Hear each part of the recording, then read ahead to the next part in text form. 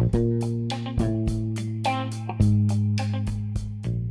everybody, we are back with another episode of Can't Stop Snapping, the official podcast of MarvelSnapZone.com. I just want to ask you all for a favor before we jump into today's episode. If you are listening to this podcast on a podcasting platform, if you will leave a recommendation or a rating for us, that would be great. That just really helps us to get more traction with the podcast and reach more listeners who are interested in Marvel Snap. And if you are listening to this podcast on the Marvel Snap Zone YouTube channel, make sure you are subscribed to that channel. And if you wouldn't mind just liking the video as well as leaving a comment with your thoughts or questions on today's episode, that just will help us to reach more people, get more engagement with the podcast, and continue to grow. As always, I'm so thankful for the listeners. I didn't do this last episode. I totally forgot, but we just hit our 50th episode. This is our 51st episode. But I just want to thank you all for the continued support over the last I don't know how many months it is at this point, 9 or 10 months. Really appreciate it. The podcast has grown so much, and I appreciate all of you who are coming back each week to listen. So if you can just make sure you're doing your part to support the podcast in those ways that I've asked for, that will just help us to continue to grow the podcast, do more with the podcast, and get more people listening to the podcast. Without further ado, let's jump into today's episode.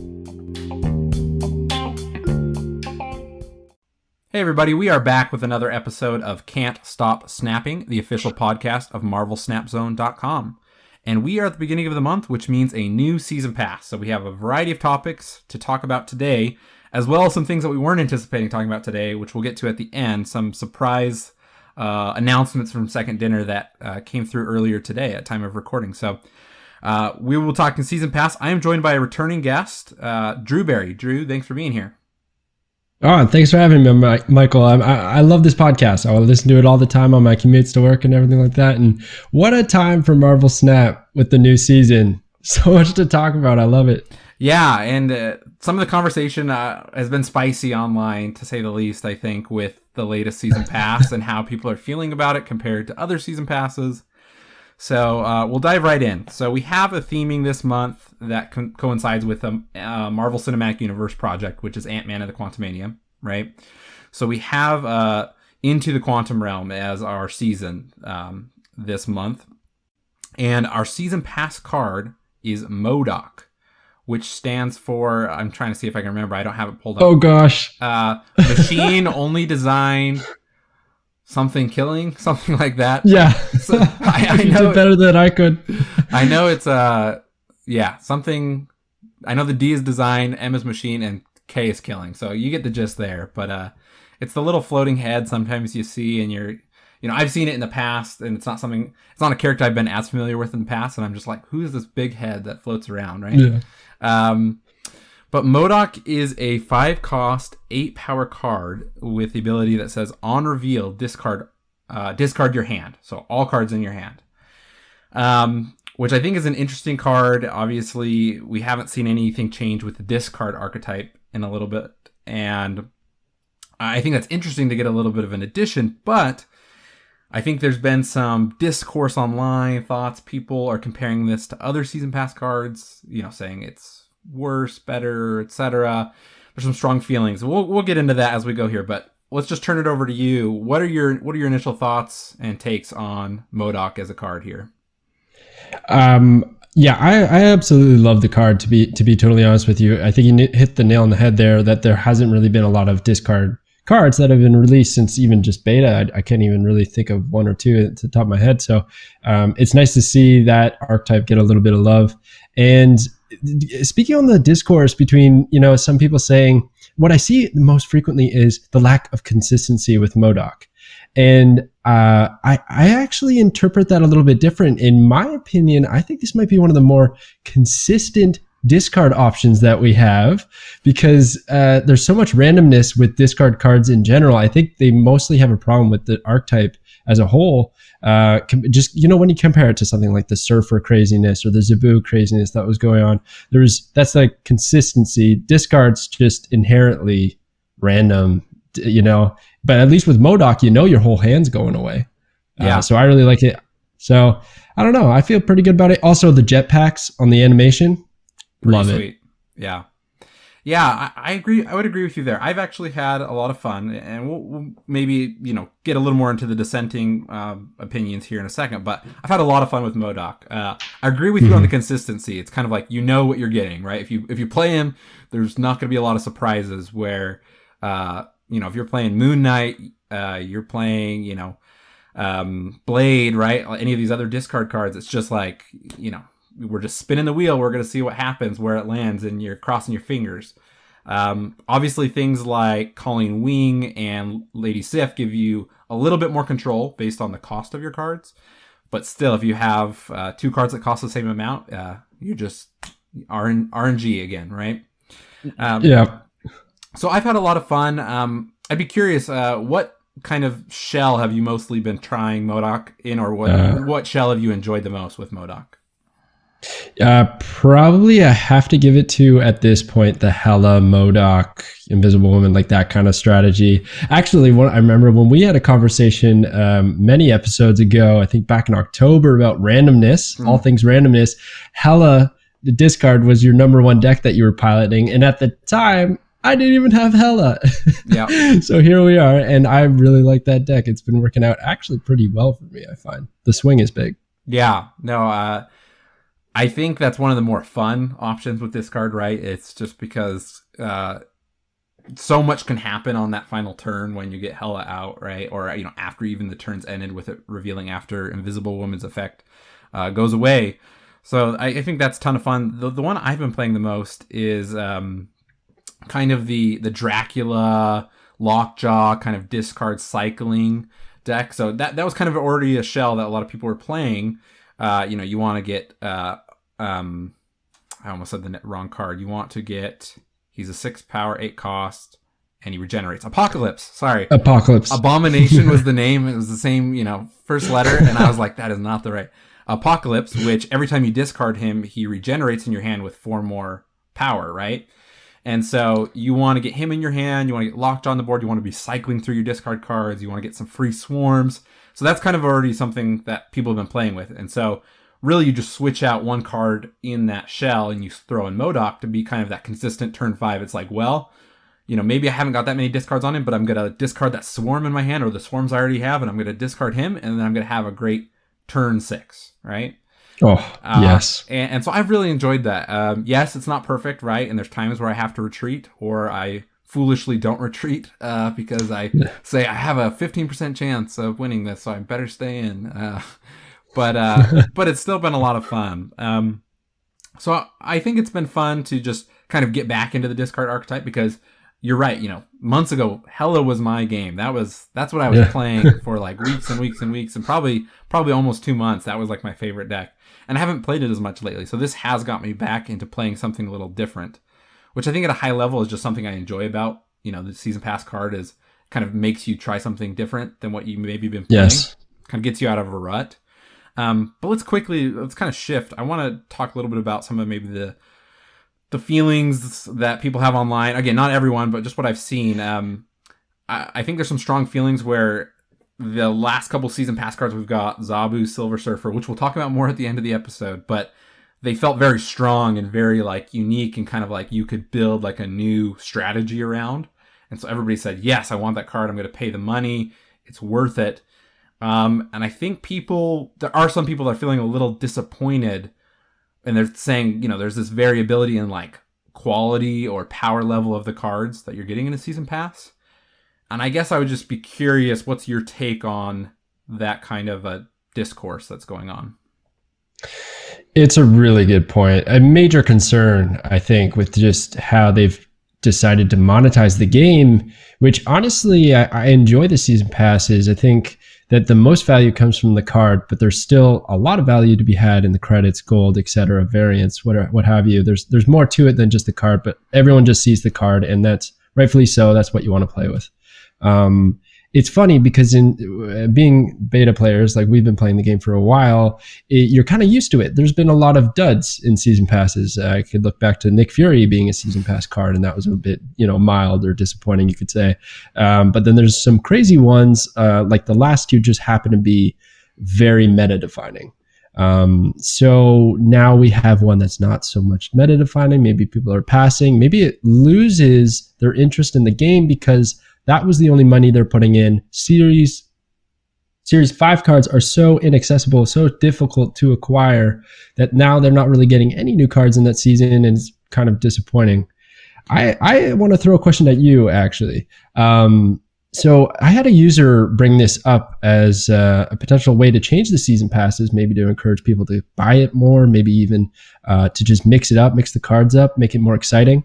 What if, when they announce all the cards at the beginning of a season, you could choose the card that is in your respective season pass? So right now we have like the options of Kang, Ghost, Stature, like a few of these cards that are set to release, including MODOK, and you could choose one of those and then you'd receive that one in your season pass. Diversifies collections, right? Because everybody would be getting a different card, and I think Team Second Dinner is passionate about that. And yeah, it could maybe mix up the meta, puts the power in the players' hands, because if they make, they're making the choice. If they don't love it, well, they made their choice and they got to deal with it, kind of thing. I don't know. I thought it was an interesting point. Yeah, I have a couple thoughts on that. So I kind of look at it from two perspectives, but I try to look at it from the player perspective and then from the business perspective, right?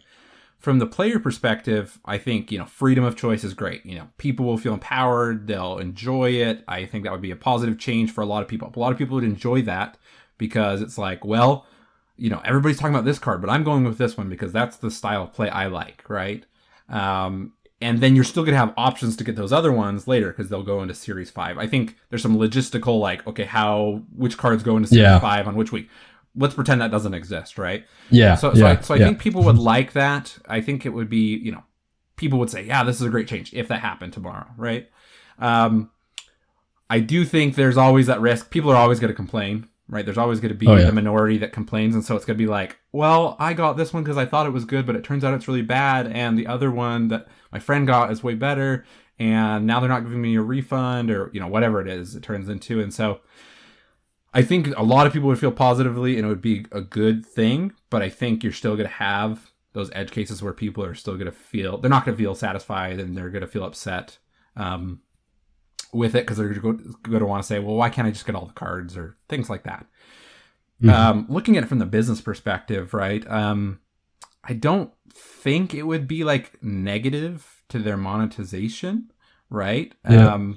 You would think, right? You'd think, okay, people have more freedom, so then they're more likely to buy it. Ergo, they make more money, right? So that's like, I think they would see it that way if that was something they were considering. I'm just trying to think if there's like any downsides that like they would not do something like that. I mean, right. Stepping back from my opinions on it, I don't think they're going to do it anytime soon. I don't think this is something that's going to happen. Oh, yeah. Just theory. But just because it's easier to just standardize, hey, everybody gets the same card. This is what you're getting. We'll do, you'll get the season pass, the rest of the cards in Series 5. But I think it's an interesting take for sure. And I guess what it comes down to is, I think people want the Series 5 cards to be more accessible, right? And so this is one way to do that. But I think no matter how they do that, I think the reality is we just want those to be more accessible. And they can figure out the best way to do that, right?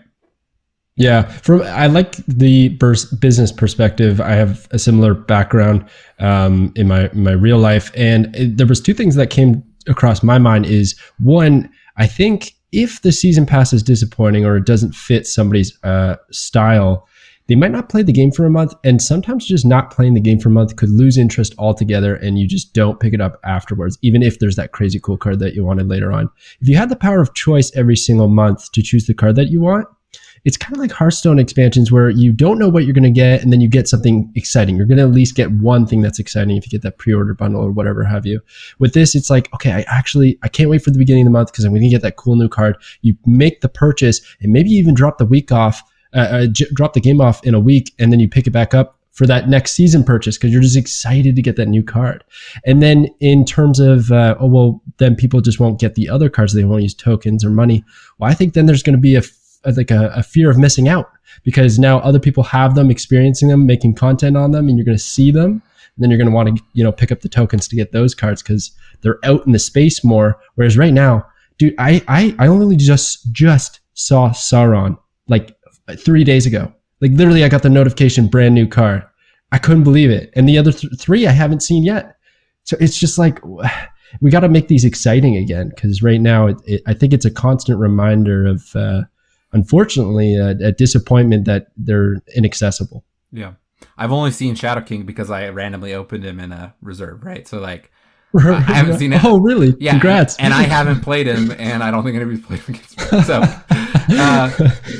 I'll give him a spin, but just haven't really needed to yet. But no, I think it's interesting. I think this is a discussion that we seem to be having kind of every couple of weeks in a different way, right? The Series 5 accessibility. They have reiterated, I think it was last week with the patch, they've reiterated like, we know that we're hearing you. We're thinking about it. We're working on it. They haven't given us the direction they want to go to make Series 5 more accessible. I think they've talked more from like the standpoint of people that haven't finished Series 3, but I would hope they would do it just kind of holistically for the game of like, how can we make these a little more accessible while also like still getting their monetization, still getting their, interaction with the game, etc. But I definitely think there's still work to be done. One other thought I wanted to kind of put on this topic of season pass cards and stuff. I agree with you. You said something of kind of like, we've had some less exciting season pass cards. When Thor first came out, Thor was not great. Thor has since been changed and been made better. Nick Fury has not been changed and is still a bad card. And, I paid for that. And there were other cards that like Miles Morales and a couple other cards where like people were less excited, but it kind of took some time and people kind of figured out how to use those cards more effectively, right? So I think we've kind of seen the full mixed bag because like you could look back, Wave being the very first one in the season pass is still a great card, right? And works in so many decks. And so I think it's okay to have kind of like some months it's going to be a little stronger, some months it's going to be a little weaker, right? Like you can't have every card be like, you can't be calculated to be the exact same like goodness of a card. I don't know how to say it, right? But like, if you had some internal metric where you could say this card is like on a scale of 1 to 10 is this, like you can never have every card in the game be a 5, right? And be exactly perfectly in the middle. So I think there's going to be that variability, and I think that's okay. And if they were like never put any cards that could be like meta defining, then they're just never going to release cards because like any card can like shift the meta in Series 5 or in a season pass. So it's like, some cards are going to be better than other cards, and that's just a card game, right? Mm-hmm.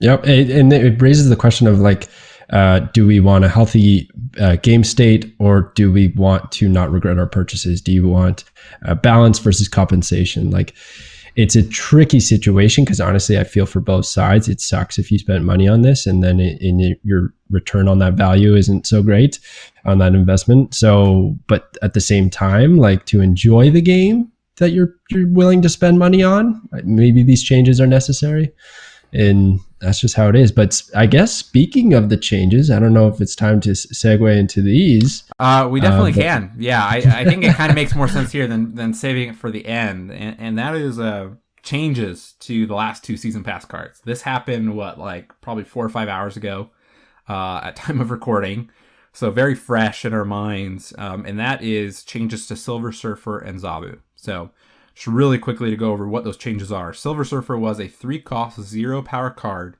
that gave +3 power, or on reveal, +3 power to all of your 3-cost cards on the board.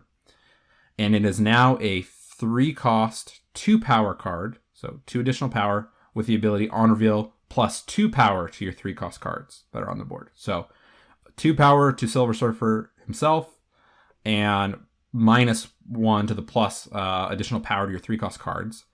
And then on the Zabu side, Zabu was a 3-cost 2-power card that made your 4-cost cards cost 2 less, and minimum of 1, with a minimum of 1 cost.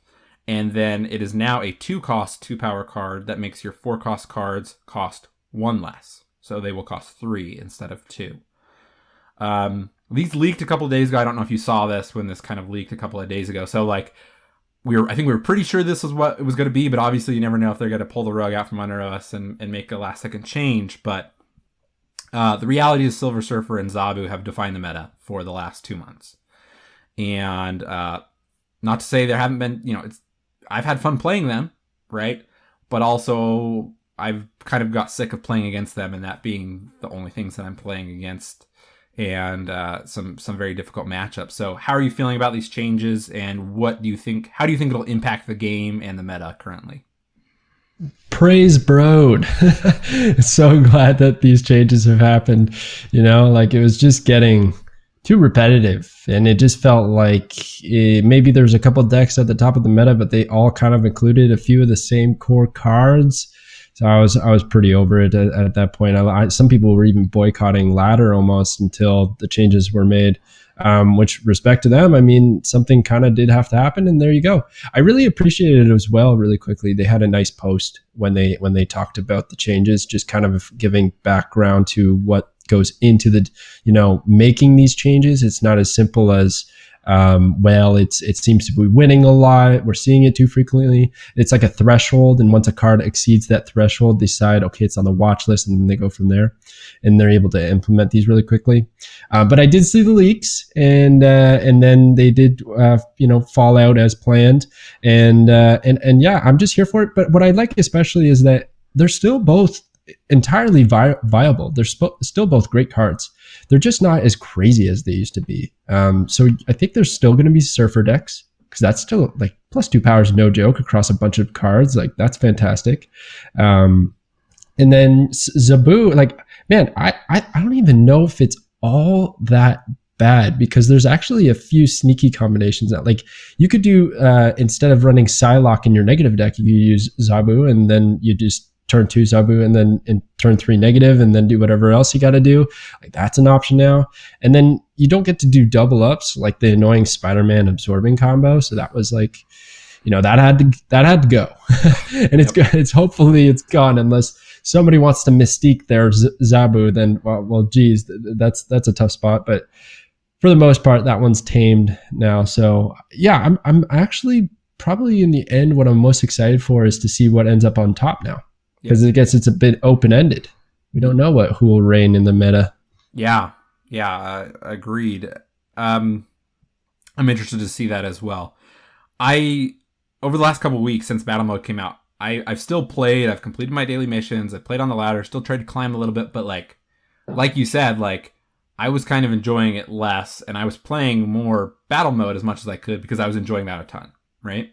Because I was like, I can play against my siblings, my in-laws, my friends, people online, from the community, etc. And that was just more enjoyable because everybody wasn't playing like a Zabu deck, right? And so it was kind of like, wow, more variety. Like, I haven't played against these kinds of decks in a while, and this is great. And so I'm glad we've kind of had that mode to kind of hold us over the last couple of weeks before they made this change. But I'm glad the changes were made. I've enjoyed, playing with the cards, but I haven't, I have felt the pain that so many of us have felt kind of with the meta over the last couple of months. And we've kind of talked about this with season pass cards, but I want to address it here as well. There are people that are disappointed that they spent money on these last 2 months and then they're changed, right? And I think that's a valid feeling. It's okay, to kind of feel upset that happened. What I have seen online, which I just want to give my take, and I'm assuming you're going to feel the same way. I could be, you could feel differently, but like I've seen this, this discourse online where people say, essentially it's this conspiracy theory. Second Dinner knew these cards were busted. They released them just so they could get money. And then they were just waiting. They already knew from the very beginning how they would change these cards, and they just been waiting to make the changes to trick us all out of our money and, to basically screw everybody over, right?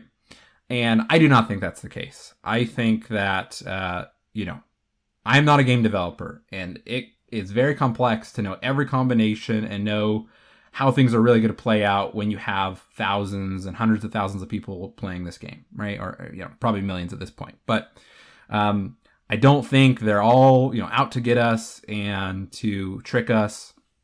Because you can make the same argument about like other cards that have been changed, like, oh, Devil Dino, like I spent all this time to get through Pool 2 so I could get Devil Dino in the beta, and then he was changed and he's a bad card. Or, one of the classic debates is like, I've split this card 5 or 6 times and now it's not as good as it was, right? I split my leader 12 times and now leader's not as good or broken, right?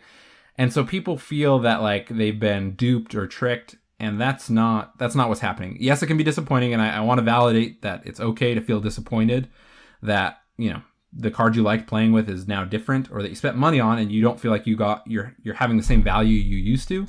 But I just want to make sure that people don't really think that, you know, Second Dinner is out to get us all and to lie to us, right?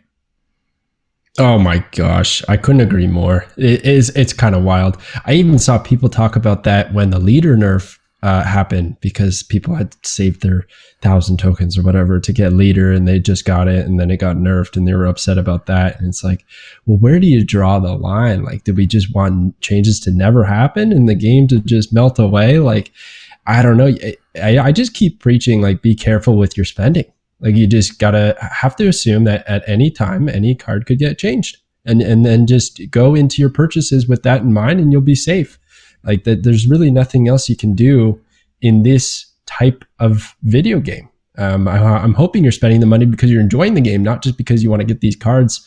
And I don't know, you can't win a multiplayer card game. Like, there's no end game. So I don't know. I find it a bit silly. So I understand the frustration, but not necessarily like calling out the team for, manipulating these cards to be overpowered just so that they can nerf it later after you spend money.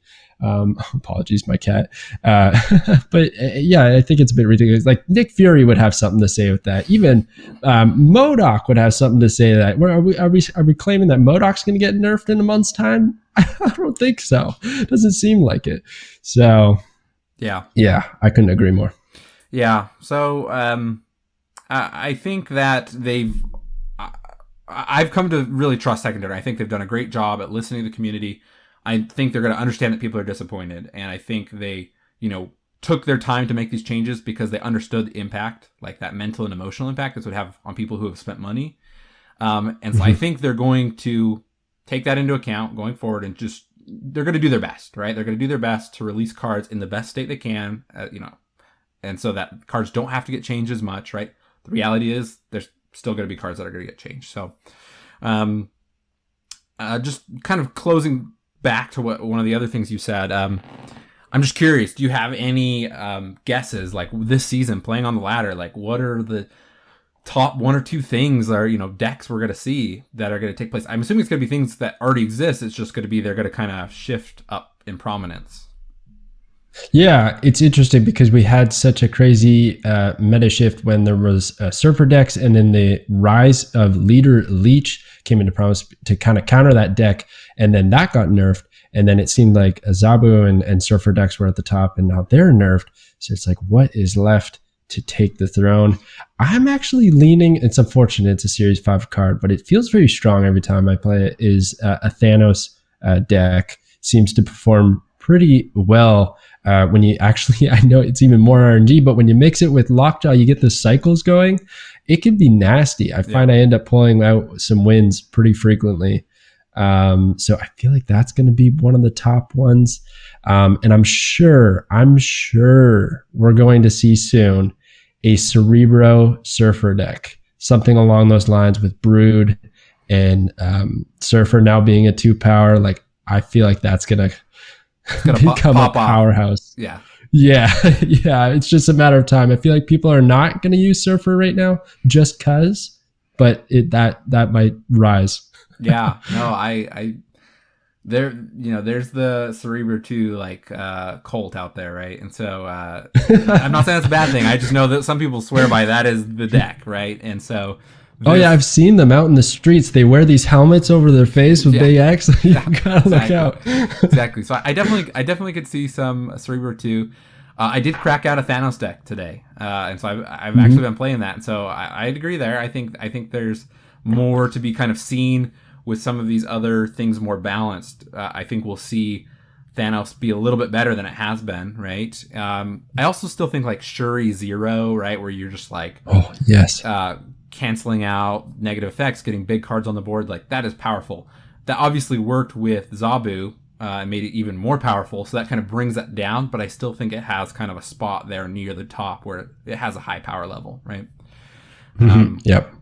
I don't actually have Shuri yet. Shuri is my pin pinned card right now, and I am like 1,000 tokens away. So I'm excited to jump on the Shuri train as soon as possible.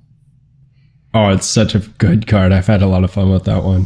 Another one that just came to mind that has always been good for me, but I think this might be a really good opportunity for it, is the Death Pool kind of deck with Deadpool and Death, and getting a bunch of those, because I find armor's kind of fallen out of grace. I don't see it nearly teched in as much as I used to when it was in the leader deck or the ongoing destroyer deck that was kind of popular early December. So I don't see armor as much. It might be a good opportunity to whip that one out and get the Deadpool going. And with the latest changes to Wolverine, I mean, that's a great addition to that deck, right? Yeah, it really... Because wherever Wolverine goes, you throw down Deadpool again, and you keep destroying both of them and just keep buffing them both, right? Yeah, and there's been so many locations recently that have been benefiting Destroy. I always kind of laugh. I try to highlight the locations, and then I happen to just be showing a Destroy deck again, and it's probably got Deadpool in it, and like Altar of Death was one. Even the most recent one was, kind of good for Destroy decks a little bit. Was it the Sacred Timeline? Yep. Yeah. The last 2 months have felt like the Destroy months as far as locations. So yeah, I think the locations seem to be of a different flavor this month.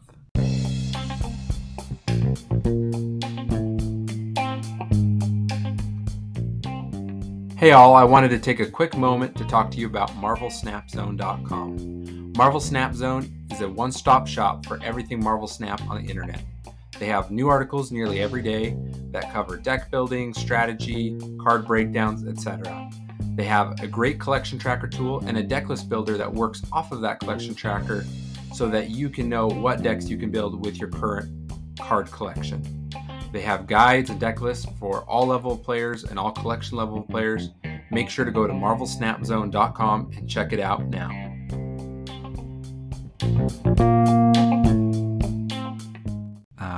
Which I think is a good segue. Let's actually talk locations and talk the new location this week, which is the Sacred Timeline.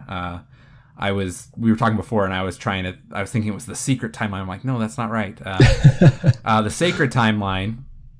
And so this location, the first person to fill this location gets a copy of their starting hand. And we always try to, when we kind of do these location breakdowns, we always try to point out kind of the nuances here. So just like some other locations where it says the first one to fill it, if you both fill it on the same turn, you both get the effect. Also, you get a copy of the starting cards in your hand, but if those cards have been buffed at all, you get the buffed versions of those cards.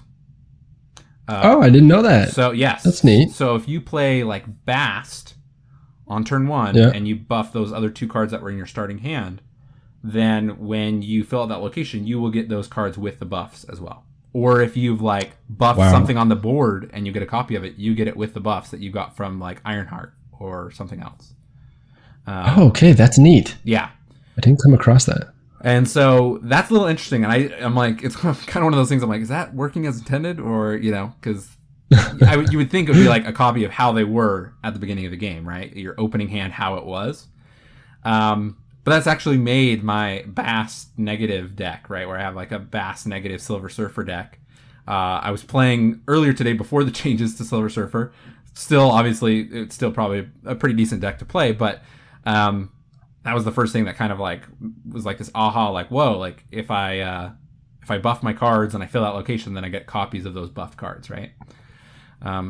So interesting. So I want to turn it over to you. What are your thoughts on this location? I feel like we've had some kind of crazier ones in the last couple of months, and how are you feeling this compares to some of the other featured new locations? I think this one's just fine. I don't think it's going to frustrate anyone like some of the past featured locations have. Like, I haven't seen any crazy Reddit posts or complaints about like, when will this end? The Secret Timeline is going on too long. No, it seems fine. It's kind of passable almost, right? Because sometimes the cards you're dealt just from drawing aren't good enough to win the game. You don't necessarily need to get another reload per se from your opening hand. So that's not so bad. Another thing, couple things that I noticed, I guess it's a little bit more obvious, but like I don't know why, but I thought 4 cards was the opening hand, but that's actually because you're drawing one right off the hop. So it's Correct. really just 3. So you're getting 3. So I noticed, like, if I'm trying to win the location, it's important to kind of only have at least like, or at most 4 cards in my hand, or 3, so that I actually get max value of getting that opening hand back, or else you're just not going to have enough to receive the value. And then also like collector, I was messing around with collector because he's going to get the buff, but he only gets the 3, so it's not even all that great. So like overall, I think it was okay. I like, even when I won the location, I don't feel like that ultimately swung the game.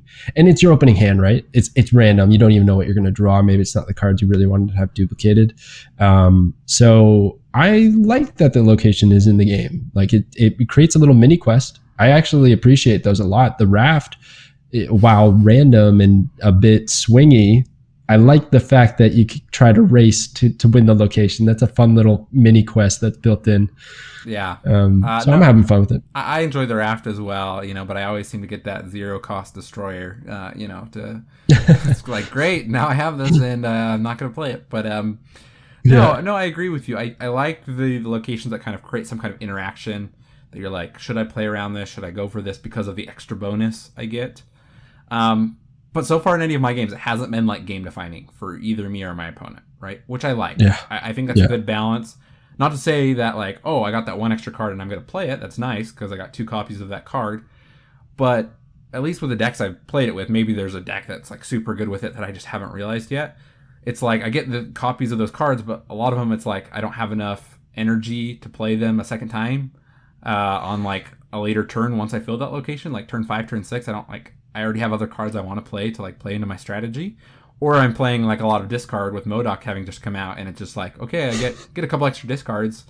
Maybe I have Morbius on the board to get that extra buff or not, but like, it's not really doing anything for me, right? But for good or for bad. So 2 MODOKs. Yeah. Value. Yeah.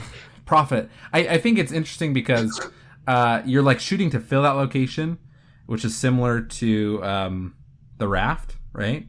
But the raft, it's like, there's been times where I'm willing to like not play into that location ideally to like get that extra card because I think it may benefit me. Where this one, I'm not like playing so heavy into it, like I have to win and I'm going to like play suboptimally and like probably lose that location to get the bonus. Does that make sense? Yeah. That's a really good point. I find the raft can create some really interesting scenarios where maybe my opponent starts playing absolute garbage there, like even playing the hood without no means to destroy it, and just crazy stuff like that, just to get that free card, almost buying me an easy location win, and then I just have to focus my efforts elsewhere. And then, like you said, maybe they got destroyer, or maybe they got something really silly, because zero cost 6 drops are probably on average, if we looked at them all, good. But a lot of the 6 drops, they're mostly about synergy. Like even if you got Odin, if you're not running on reveals, then it's not going to do a whole lot for you, etc. Like there's still good power to energy ratio there, but like I don't know, it does involve in some interesting scenarios. Whereas this one is just whatever. I just passable. I'm the same as you. I haven't really seen it swing any games, but I'm totally fine with it. I like it. Yeah. There's going to be some other locations this month that look kind of crazy though. They're going to be pretty fun. Yeah, there are some spicy ones on the horizon. So again, we talk about this every week, and kind of that mentality. Is this going to be the longest 48 hours of our life with the featured location? I don't think that's the case this week. I think we can say this is a thumbs up. We're not going to be scratching at the walls tomorrow, where this location just seems like it's never going to end. So I think that's good. For better or for worse, I like the crazy ones too, right? And with the structure they set out, is every time they have a new location, they are featuring it. So it's not like they're going to ever throw a crazy one and we're not going to get it featured, if you know what I mean. So like, sometimes we're going to have crazy ones, sometimes we're not. I like the balance, even though there's been some days, with like where I'm ready to never play Marvel Snap again, right? For like a couple hours. But I think they're doing a good job with the locations. So I got to ask you then, are you thumbs up pro featured location 48 hours, or are you thumbs down? Where do you lie on those in general, the mechanic? So this is maybe an interesting take that people won't agree with, but I think I prefer the 48 hours for the new featured location more so than I like the hot locations on Saturdays, Sundays for 24 hours. 100%. Because 100%. For me, it's like a new location, and sometimes we're all trying to figure out how to play with this, and we're trying new things, and I like that kind of meta shift of like, let me try things. Sometimes it goes a little too far, and if you don't have certain cards and everybody's like got those cards and they're playing some super awesome deck that's super good with Altar of Death or Lamentis One or the Peak, right? Some of these ones that have been a little more crazy, then that can feel frustrating. But I think for the most part, it's felt fun and I try something new. And so it stretches me. It makes me play something different. I like that. And 48 hours kind of goes by. The 24 hours with the hot locations on Saturday, Sunday, it's a location we already know. And then it's just like, okay, everybody already knows how to play into this one, and I know what I'm going to see. Like this last weekend with, what was it called? The one that doubles the ongoing effects. Onslaught Citadel. Onslaught Citadel. Yeah, Onslaught Citadel. It's like, okay, everybody's going to be playing like just ongoing, or they're going to be playing Enchantress, right? And it's kind of like less of a surprise, less stretching. It's just like, okay, let's crack out that one deck, right? So I'm okay with the 48 hours is the short of it, right? I think it's okay. I'm totally on board with everything you just said. I have the exact same feelings about the features and the hot locations. And to add to that too, with the hot locations is I feel it's almost lazy, but I just don't feel like putting up the effort of building a deck for that location when I know it's going to be gone by the night. Like I'm just like, whatever. Whereas the featured location, it's like 2 days of my snapping, I got to deal with this. So like, okay, I will, stretch my brain here and try and figure out what's a good deck for this and have some fun with it. And just like you said, it's new content in the game. I want to experience it to its fullest. So I'm going to enjoy it while I can, because I don't know when this will be a hot location, and when it is, I probably won't even care. So I feel the exact same way. I mean, I think you've seen this with your own content, but I've seen this with a lot of the other content creators. Like everybody's there Monday, Tuesday, like streaming. Let's try out the new location. Let's try out a new deck, right? Like people want to see that content. I don't see a lot of people going live Saturday night like, let's hit up that hot location and like, oh, I'm so excited. Everybody jump in here to watch, right? It's not something that's like kind of drawing in that excitement of a new card, new location, right? So true. Well, awesome. We are just kind of coming here to the end of our time, but I just had one more thought. One thing I don't want to go super far into this because I know we could talk about it for a while, but I just want you to kind of give a quick 1 minute breakdown of what you're doing over on your YouTube with kind of the custom card breakdowns, because I've really enjoyed watching those. And I don't think you've brought that up on the podcast. So maybe just give a little shout out about what you're doing with those and what you've done with those in the past. Sure. Yeah, I appreciate that. It's been a wild ride. A lot of my content ideas in general have been completely community driven, just like people suggesting it. I'm like, okay, I'll give it a shot. And very early on, just for fun, I think I made The Boys, the show The Boys. I made custom cards for it. This was like in July maybe, or August, just as a fun little free time thing. And I remember somebody followed and they reached out to me and they were like, hey, this was really cool. There should be more custom card stuff in Snap because it's so open. It's a great card game to make custom cards. And I was like, okay, cool. So then I just started doing a little bit of it. And then more people were interested, and they were like, what if we could do this weekly and people could submit the cards? I was like, okay, sure. So now it's just become this weekly challenge, and I can't believe the growth. We got a Discord, the Berryverse, I call it, and we're almost at 1,000 members, which is unbelievable to me. And the weekly challenge, I used to filter on my Sundays through between 10 and 50 submissions. It's getting to I'd say close to 300 now. It's crazy the amount of submissions cards, and I only pick 10 in a week. It's almost, I need like a team now at this point. It's been wild. but it's honestly, it's so much fun, and the creativity is through the roof. I don't know if you've seen some of them, Michael, but like the artwork people put into these and stuff, and the ideas, holy, blows my mind. Like they're putting full-blown Photoshop, even video effects, animations.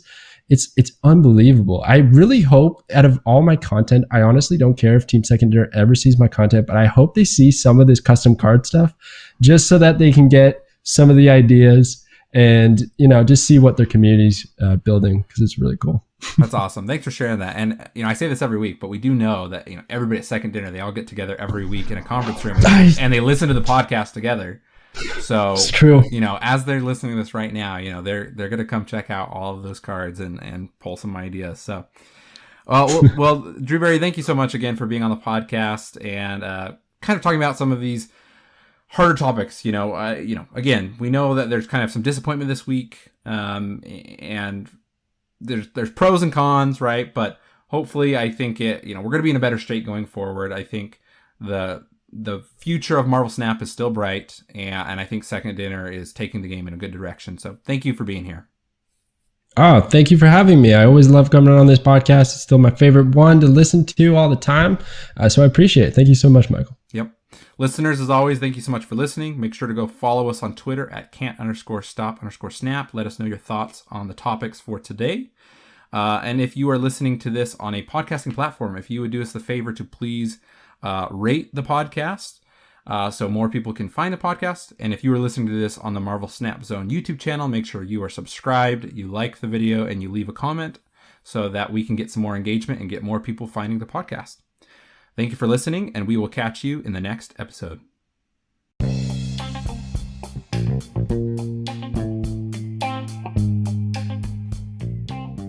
Can't Stop Snapping is a podcast written, recorded, produced, and hosted by Michael Thurman. Thanks for listening.